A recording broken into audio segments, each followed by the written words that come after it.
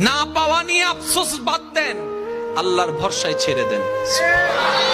যা পেয়েছেন, যতটুকু পেয়েছেন, যেভাবে পেয়েছেন, ওটার উপর বলেন মওলা যা তুমি দান করেছো সেটা পাওয়ার যোগ্য আমি নই, তুমি দয়া করে আমাকে দিয়েছো মওলা, এটাই তোমার দয়া, এটাই তোমার দয়া, এটাই আমার জন্য বড় পাওয়া।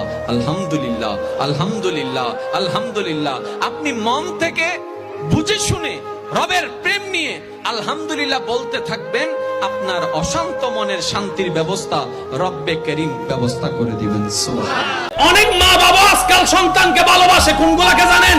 যে কামাই কামাই এনে দেয় তারও ভালোবাসে, তার বউরে ভালোবাসে, সৌন্দর্যও ভালোবাসে, আর যে কামাই না তাকে 2 পয়সার দাম দেয় না, ডান হাত তুলে দেখায়, বলো ঠিক কিনা? কোথায় ভালোবাসা? যেখানে মার ভালোবাসা, বাবার ভালোবাসা অনেক সময় আমরা রিয়েল পাচ্ছি না।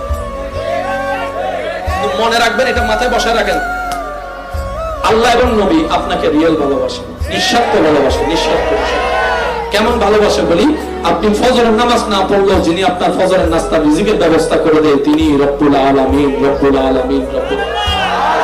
যিনি আপনার হাজার গুনাহ করতে দেখলো নিঃশ্বাস বন্ধ করে দেয় না তিনি রব্বুল আলামিন।